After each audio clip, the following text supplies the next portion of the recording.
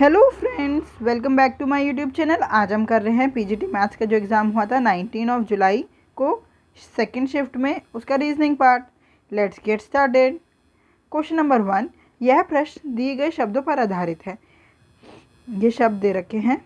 प्रत्येक शब्द में प्रत्येक स्वर को अंग्रेजी वर्णमाला क्रम के ठीक उसके बाद वाले अक्षर से बदल दिया जाए और प्रत्येक व्यंजन को अंग्रेजी वर्णमाला क्रम में ठीक उसके पहले वाले अक्षर से बदल दिया जाए। इस प्रकार बने कितने अक्षर समूह में कोई स्वर नहीं आएगा। मीन्स स्वर वोवल में +1, कॉन्सोनेंट में -1 कर देते हैं। सबसे पहले वोवल चेंज कर लेते हैं, +1 ओ पी पी, ई का एफ, आई का जे और ई का एफ। अब हम बदलते हैं कॉन्सोनेंट, -1, ये हो जाएगा एक्स, ए, जेड से पहले वाई, एल से पहले के, डी से पहले सी और आर से पहले क्यू। तो कोई स्वर नहीं आएगा। तो एक यही वर्ड है जिसमें स्वर है और इन तीनों में कोई स्वर नहीं है। तो आंसर क्या हो गया? Option number 1 is the correct answer, 3 is the correct answer. Question number 2। In the following series only one letter cluster is incorrect. निम्नलिखित श्रृंखला में केवल एक अक्षर समूह गलत है। अक्षर समूह का चयन करें। गलत अक्षर समूह का चयन करें। देखो जी में 3, जी 7 नंबर पे आता है, उसमें 3 प्लस करूँगी तो जे में 3, एम में 3, पी में 3, एस और एस में 3, वी। ठीक है, फर्स्ट वर्ड तो ठीक है। अब सेकंड देखते हैं। के से एन +3, एन से क्यू +3, क्यू से टी +3, टी से 3, डब्ल्यू से 3, जेड। ये भी ठीक है। अब थर्ड वाला देखते हैं। ओ से आर +3, आर से यू +3, यू से एक्स +3, एक्स से एक्स में +3 की तो करेंगे तो कितना आएगा? एक्स 24 पे आता है, +3 कर देंगे तो 1 आ जाएगा, मतलब ए। और यहाँ पे तो ओ लिखा है तो गलत क्या हो गया? SWO। Option number 4 is the correct answer. Question number 3। अंग्रेजी वर्णमाला क्रम के आधार पर निम्नलिखित 4 अक्षर समूह युग्म में से 3 एक निश्चित रूप से समान है और इस प्रकार एक समूह बनाते हैं। कौन सा अक्षर समूह युग्म उस समूह से संबंधित नहीं है? देखो देखते हैं। जे से जी कितना हो गया? -3, एल से आई -3, ओ से एल -3, क्यू से एम, क्यू 17 पे आता है, एम 13 पे आता है। तो यहाँ पे तो माइनस कितना हो गया? 4 नहीं हो गया? 4। एम से जे -3, ओ से एल -3। तो 2 -3 हैं, अलग पूछा है तो कौन सा हो गया? Option number 2 is the correct answer. ये OQLM गलत हो गया। क्वेश्चन नंबर 4 सिलोक का क्वेश्चन है। सबसे पहले हम कंक्लूजन देखते हैं। No singer is an actor और no model is an actor, मतलब दोनों स्टेटमेंट नेगेटिव हैं, दोनों के पास 100 पॉइंट हैं। ठीक है, अब हम बनाना स्टार्ट करते हैं। फर्स्ट स्टेटमेंट से क्या कनेक्ट हो पा रहा है ये?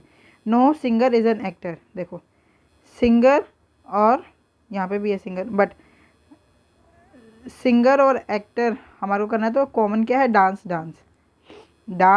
And dance. ये डांस इसके पास 100 है, इसके पास 100 है, दोनों कनेक्ट तो हो जाएंगे।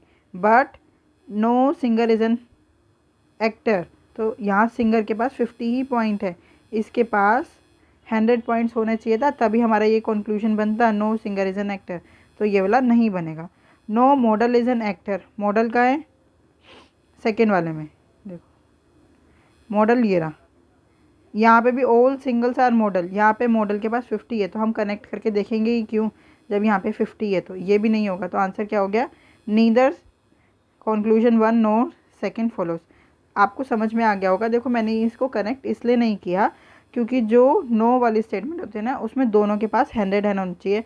फर्स्ट मॉडल के पास भी 100 होता है, एक्टर के पास भी 100 है, कंक्लूजन में ये बोल रखा है। बट हमारे स्टेटमेंट में मॉडल के पास 50 ही है, तो 50 से 100 हम बना ही नहीं सकते हैं ना, इसलिए मैंने कनेक्ट ही नहीं करा। क्वेश्चन नंबर 4 ये हिंदी में आप देख लीजिए। Question number 5। 8 people are sitting in 2 parallel rows containing 4 people each in such a way that there is equal distance between adjacent persons. रो 1 में कौन है? जो कि साउथ की तरफ देख रही है, BACK एंड रो 2 जो कि नॉर्थ की तरफ देख रही है उसमें है IDEL। देखो जो साउथ में देखते हैं ना उनका ये होता है लेफ़्ट, और इस तरफ अगर वो चलते हैं तो होता है राइट, और नॉर्थ में तो ये होता है राइट और ये होता है लेफ़्ट। ठीक है। Thus each person faces another person from the other row.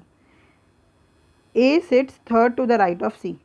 C के थर्ड राइट में 1 2 एंड 3 तीन चारों पर्सन बैठ गए। ऐसे हम इसमें भी बिठा लेते हैं क्योंकि एडजेसेंट है ना। ठीक है, आमने सामने बैठे हैं इसलिए मैंने अब चारों पर्सन हमारे बैठ गए। क्या the one facing L is an immediate neighbour of C। जो L को फेस कर रहा है वो C का नेबर है। L सेकेंड वाली रो में आएगा, L यहाँ आ गया क्योंकि वो C का नेबर है। C का नेबर इस तरफ तो आ नहीं सकता इसीलिए यहीं पे ही आएगा। ठीक है। The one facing B is an immediate neighbour of L।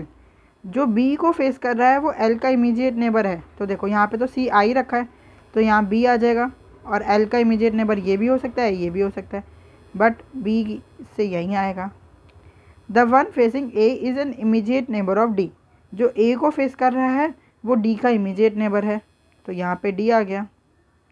देखो इस जो फर्स्ट रो है ये रही हमारी जो ये वाली रो है, इसमें एक ही पर्सन बचा है उसको बिठा देती हूँ मैं, यहाँ K आ गया। अब देखते हैं क्या है।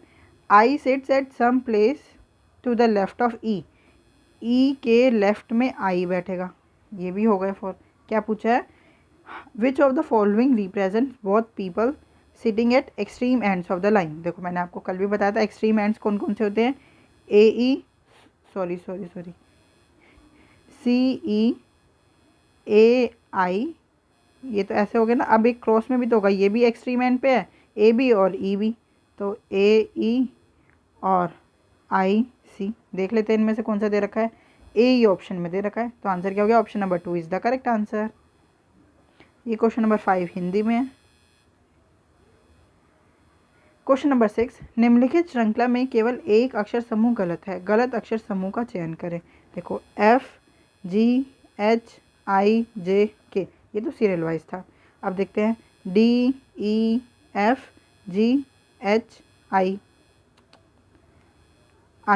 ये भी सीरियल वाइज है। अब थर्ड देखते हैं A से +2C, फिर C DEFG, मतलब इसमें गड़बड़ है, यहाँ पे A की जगह B होना चाहिए था तभी सीरियल वाइज चलता। तो आंसर क्या हो गया, FDA, option number 2 is the correct answer. Question number 7, एक पंक्ति में कुछ व्यक्ति उत्तर दिशा में सम्मुख बैठे हैं, उत्तर दिशा के सम्मुख बैठे हैं। B A के बाईं और 5वें स्थान पर बैठा है, A के बाईं और 5वें स्थान पर। ठीक है, 1 2 3 4 5। ठीक है। A और E के बीच केवल 4 व्यक्ति बैठे हैं। देखो 4 व्यक्ति, 1 2 3 4, यहाँ पे तो 4 व्यक्ति पहले ही B आ गया तो A के राइट में ही होंगे 4 व्यक्ति ताकि E आ जाए। ठीक है। अब क्या बोला है, E पंक्ति के एक छोर से तीसरी और दूसरे छोर से 13वीं स्थान पर बैठा है। देखो वो लेफ़्ट से थर्ड प्लेस पे तो हो नहीं सकता E, तो हम राइट से थर्ड प्लेस पे कर देंगे। E राइट से थर्ड प्लेस पे हो गया, और लेफ़्ट से कौन से प्लेस पे होना चाहिए, 13वें स्थान पे। अब गिन लेते हैं, 1 2 3 4 5 6 7 8 9 10 11 12 13। E हो गया लेफ़्ट से 13 पे और राइट से थर्ड पे बिठा दिया हमने। यदि पंक्ति में कोई अन्य व्यक्ति नहीं बैठा है तो पंक्ति में कुल कितने व्यक्ति बैठे हैं। अब गिन लेते हैं, 1 2 3 4 5 6 7 8 9 10 11 12 13 14 15। कितने पर्सन हो गए total, 15। Option number 1 is the correct answer. Question number 8 code language वाला क्वेश्चन है। सबसे पहले देखते हैं क्या पूछा है। गोन का कोड पूछा है। गोन कहाँ है, ये रहा, इस वाली लाइन में है गोन। अब मैं कॉमन देख लेती हूँ। हेड कहीं कॉमन है, बेड नहीं। इज़ है फर्स्ट और सेकंड में, सॉरी फोर्थ और सेकंड में, कट कर देते हैं हम। इसका कोड क्या है, TR। ठीक है। और मोर ये रहा फर्स्ट और फोर्थ में, मोर का कोड भी कट कर देते हैं DF। तो क्या हो गया, गोन का कोड या तो UY होगा या EW होगा। ये रहा UY या EW, option number 4 is the correct answer. Question number 9, ये भी कोड लैंग्वेज वाला क्वेश्चन है। क्या पूछा है, how is P related to D if बना लेते हैं हम अपना diagram. D@C, at the rate का क्या मतलब है, brother of. D is a brother of C। C#Z, hash का क्या मतलब है, मैरिड। C मैरिड है किससे, Z से। अभी हस्बैंड वाइफ इन्होंने बताया नहीं है, आगे पता चलेगा। Z प्लस P, प्लस का क्या मतलब है, मदर। Z मदर है तो C हस्बैंड हो गए मतलब, तो और Z किसकी माँ है, P की, तो C के भी हो गया। डॉलर, डॉलर का क्या मतलब है, sister. P is a sister of R। अब क्या पूछा है, how is P related to D। P कैसे रिलेटेड है, देखो D से। D का ब्रदर C और उसका बेटा P, तो ब्रदर्स, सॉरी बेटी है ये तो P, ब्रदर्स डॉटर। आंसर क्या हो गया, option number 4 is the correct answer, brother's daughter. How is P related to D। P के भाई, D के भाई की बेटी है कौन, P।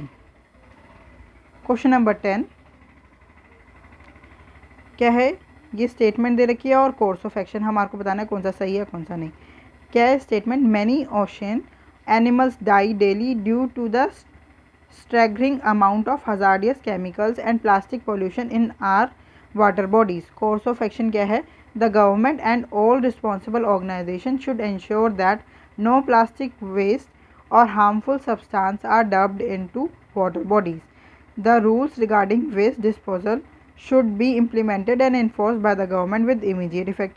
Yes, ये सही होगा कि गवर्नमेंट को या रिस्पॉन्सिबल ऑर्गेनाइजेशन को no plastic waste harmful substance dump करने से रोकना चाहिए और इमीडिएट इफेक्ट से ये लागू एनफोर्स करना चाहिए। फर्स्ट वाला तो सही है। सेकंड देखते हैं, campaigns are held by various organization to educate the public about dangerous cost to the ocean animals due to dumping of hazardous waste in water bodies.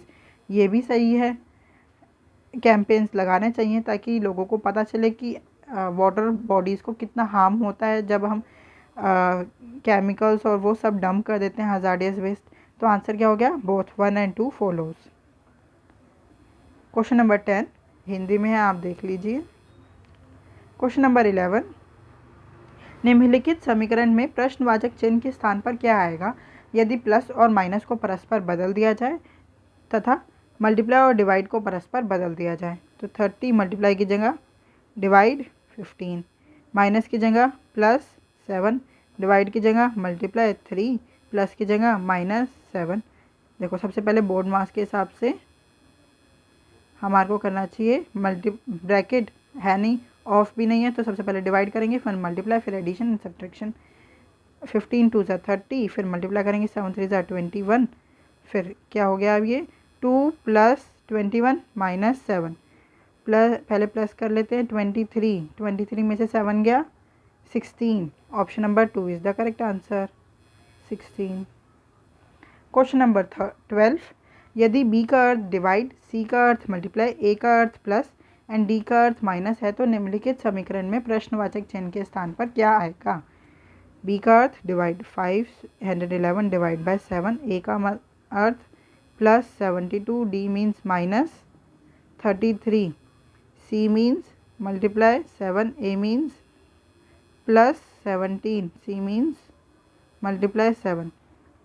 अब हम सबसे पहले डिवाइड करेंगे बोर्ड मास के हिसाब से, 7 7 ज़ा 49, 7 3 ज़ा 21, 73 आ गया। अब फिर मल्टीप्लाई करेंगे हम, 7 3 ज़ा 21, 7 3 ज़ा 21, 22 23, माइनस का है ये। अब प्लस 17 7 ज़ा 119, ठीक है। अब ये हो गया 73 + 72 -231 + 119, कर लेते हैं हम फटाफट। 117 में 72 और 73 ऐड कर लेते हैं, 119 में 72 और 73, 9 12 13 14 14 15 16, 264। अब उसमें से कितना माइनस करना है, ये मतलब 264 आया प्लस का, -231 कितना आ गया, 3 और 3 33, option number 2 is the correct answer. Answer कितना आ गया हमारा, 33। क्वेश्चन नंबर 13, देखो इस क्वेश्चन में एक ने कमेंट करके पूछा था कि मैम NESW में कैसे पता चलेगा कौन सा राइट में है कौन सा लेफ्ट में है। देखो आपको डायरेक्शन पता है, ये ऊपर नॉर्थ नीचे साउथ, ये ईस्ट और वेस्ट, हमने कुछ ज़्यादा भेद नहीं किया है। इसको बस क्लॉकवाइज डायरेक्शन में लिख दिया है, NESW, है ना, NESW, मतलब नॉर्थ का राइट ईस्ट, ईस्ट का राइट साउथ, साउथ का राइट वेस्ट, वेस्ट का राइट वापस नॉर्थ। और अगर हम लेफ़्ट में चलें तो लेफ़्ट भी ऐसे है, नॉर्थ का लेफ़्ट वेस्ट, वेस्ट का लेफ़्ट साउथ, साउथ का लेफ़्ट ईस्ट और ईस्ट का लेफ़्ट नॉर्थ। ठीक है, ऐसे इसमें NESW लिखने पे ना बहुत आसान हो जाता है। राइट चलना है तो इस तरफ जाना है हमें, और लेफ़्ट जाना है तो उल्टा जाना है। जैसे नॉर्थ का लेफ़्ट पूछा है तो नॉर्थ के इस तरफ जाओ, इस तरफ क्या आ रहा है, वेस्ट, वापस गोली तो घूमोगे ना आप, वेस्ट आ गया, वेस्ट का लेफ़्ट साउथ, साउथ का लेफ़्ट ईस्ट, ईस्ट का लेफ़्ट नॉर्थ। ऐसे राइट में अगर वेस्ट का राइट पूछा है, वेस्ट का राइट तो नॉर्थ हो गया। आया ना समझ। अब हम अपने क्वेश्चन पे आते हैं।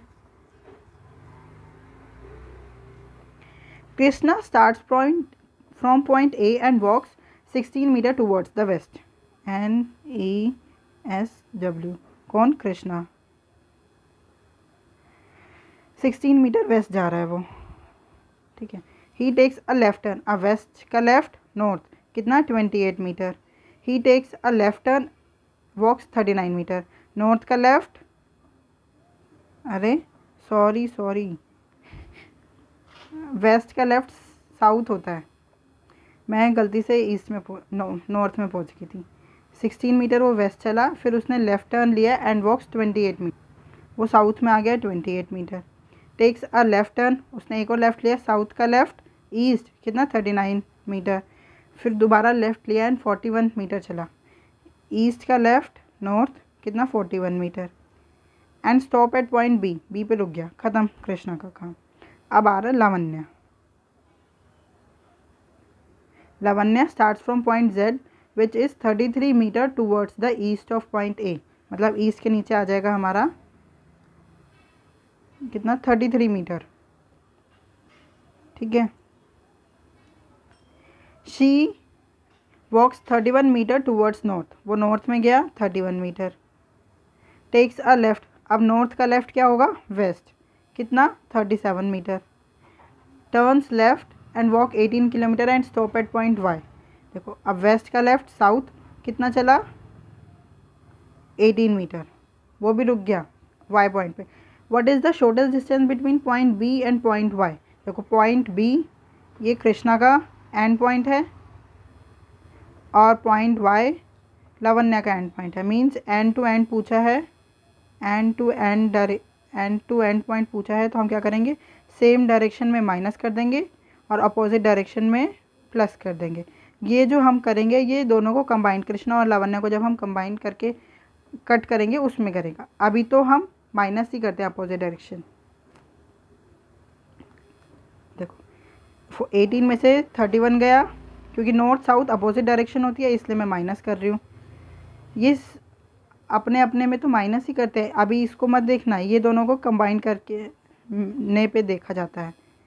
11 में से 8 गया 3, 13, 33 से 37 गया, 37 में से 33 गया 4।